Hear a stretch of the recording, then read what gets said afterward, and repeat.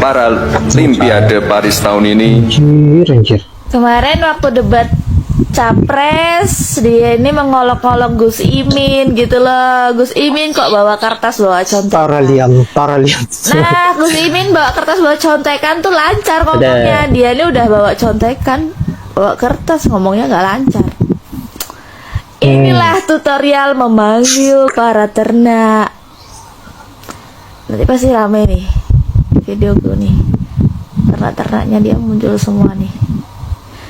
Ya ampun, gini amat punya wapres. Hai, apa kabar warga 58? Para yang masih ternak ngebela junjungannya, katanya manusia itu tempatnya salah, khilaf. Terus yang kedua, Gibran itu wakil presiden terbaik, nggak perlu berpidato panjang lebar, yang penting kerja nyata. Yang ketiga, the next presiden 2029.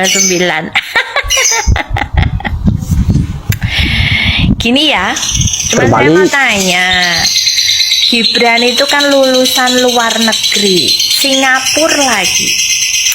Ya, kalau kita mah lulusan UGM mah udah biasa, lulusan UI mah udah biasa kan, masih di Indonesia juga itu loh. Bukannya pelein, karena saya juga lulusan UGM gitu loh. Cuman sekelas internasional, pergaulannya aja pergaulan internasional, kata si Bahlil ya. Masa pidato seperti ini aja nggak tahu, nggak ngerti. Kemarin apa contekannya nggak dipelajari dulu? Kan biasanya saya kalau mau ngisi materi di seminar atau apa gitu, aku pelajari dulu itu, meskipun ya ada contekan-contekan kecil, tapi nggak gambleng si Gibran ini nyontek satu naskah.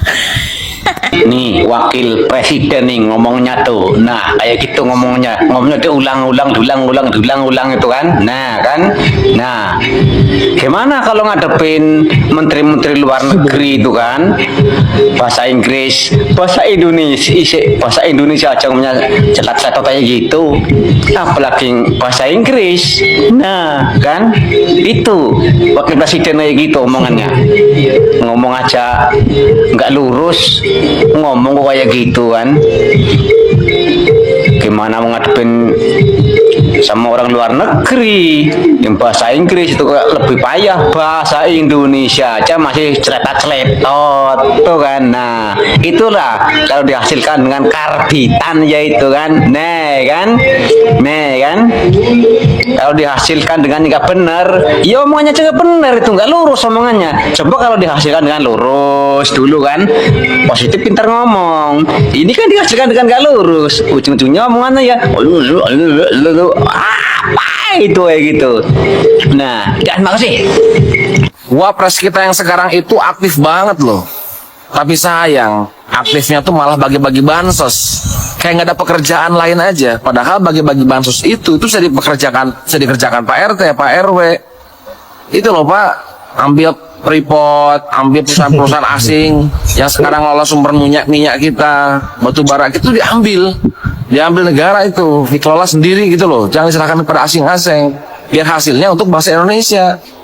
Dan ini lagi bagi-bagi bansos ada tulisannya bantuan Mas Gibran. Ini maksudnya apa? Ini uang. Oke, halo teman-teman, kembali lagi bersama saya di channel ini. Salam NKRI harga mati.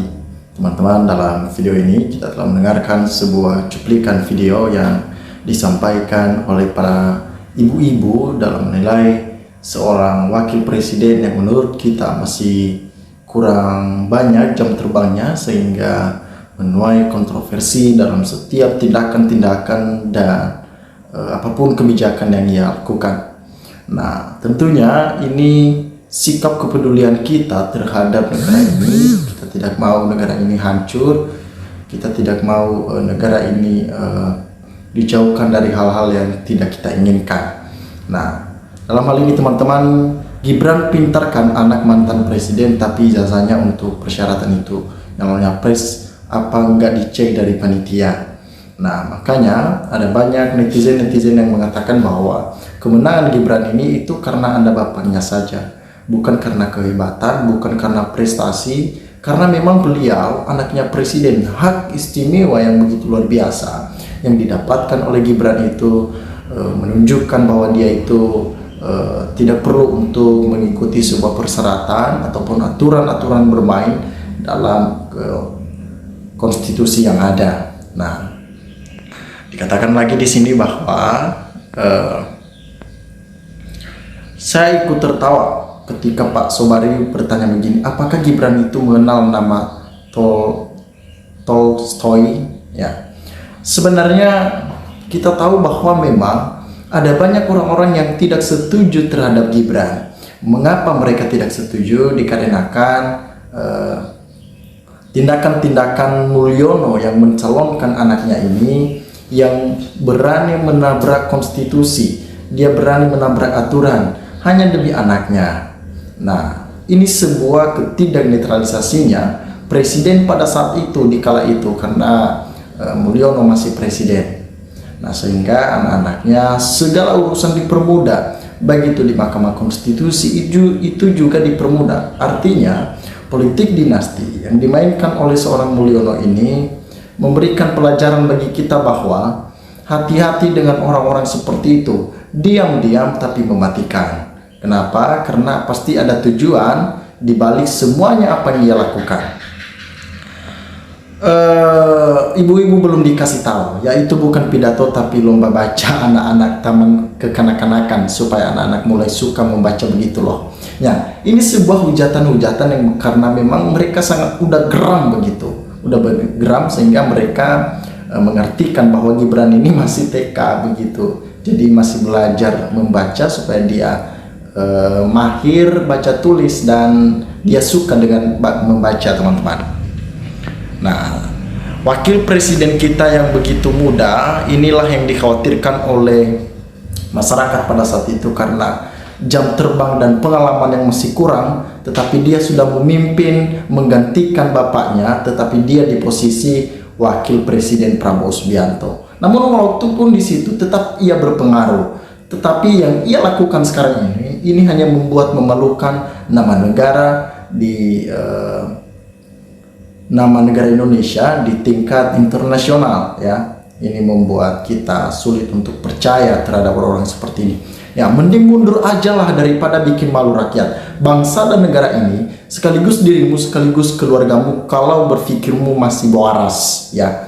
Karena kalau cinta dengan negara harusnya, jadi kita mulai sadar diri begitu, sadar diri akan apa yang harusnya kita perbuat. Karena kalau kita tidak layak ataupun dan kita paksakan di sana, itu membuat kehancuran buat negara. Walaupun tujuan kita untuk memperbaharui, tetapi karena masih cara-caranya yang kurang tepat yang dilakukan oleh Gibran, ini membuat malapetaka bagi negara ini.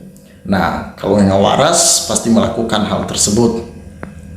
Nah, bisa saja pakai catatan, tapi cuma poin-poin saja untuk pidato. Kasihan bangsa Indonesia mendapatkan wapres yang tidak melalui meritokrasi. Pendidikannya tidak jelas dan tidak mempunyai kemampuan dan pengalaman sesuai kualifikasi jabatan sebagai wapres. Pada waktu calon wali kota Solo saja kualifikasi Fufu Fafa tidak memenuhi persyaratan, hanya berpengalaman sebagai pedagang martabak.